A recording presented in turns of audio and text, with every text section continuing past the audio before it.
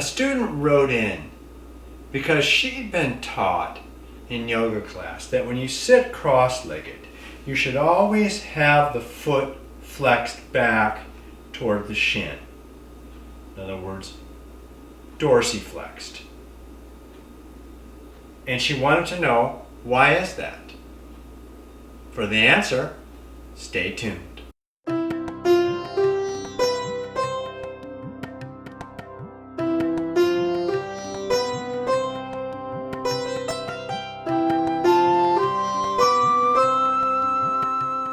The student who wrote in said that the reason she was told was that it was to protect the knee.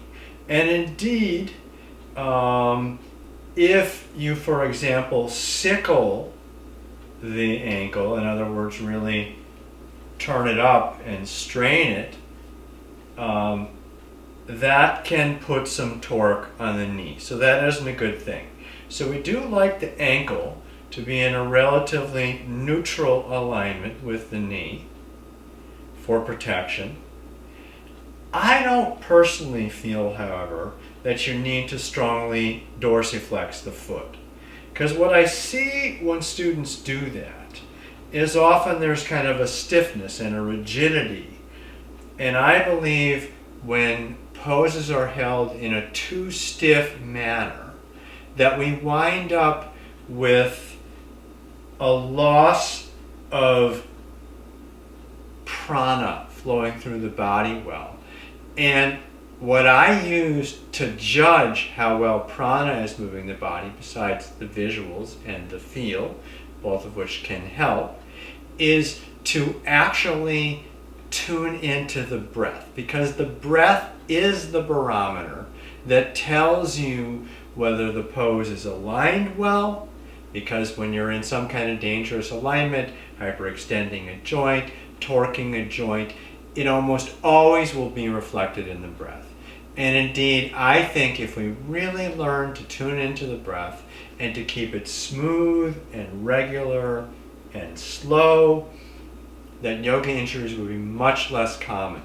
Because usually, I believe, before an injury happens, we're going to see some effect of the poor alignment on the breath.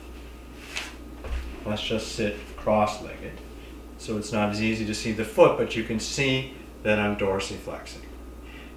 There's definitely a happy medium here. If you strongly dorsiflex the feet, I can feel that I lose movement in the pelvis and I lose ease in the breath.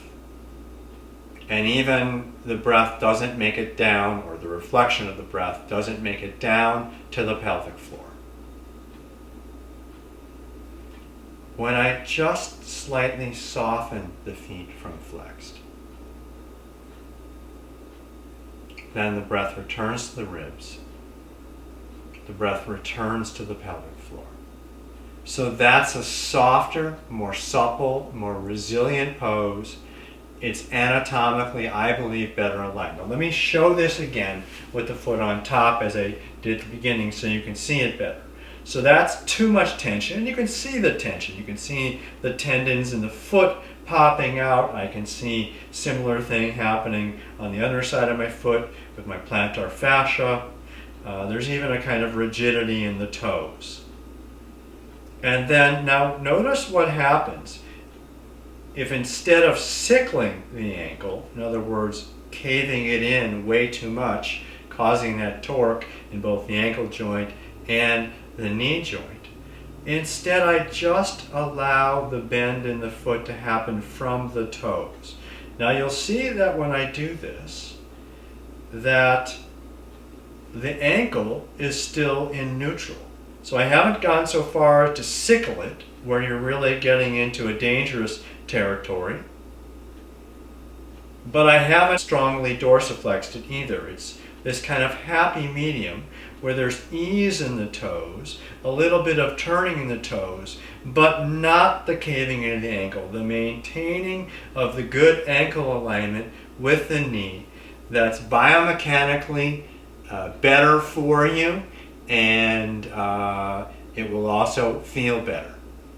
And particularly the feeling in the breath, whether you can maintain that gentleness with the breath. If the breath is rough, it's a sign that problems may be on their way. Okay, thanks much, all for today.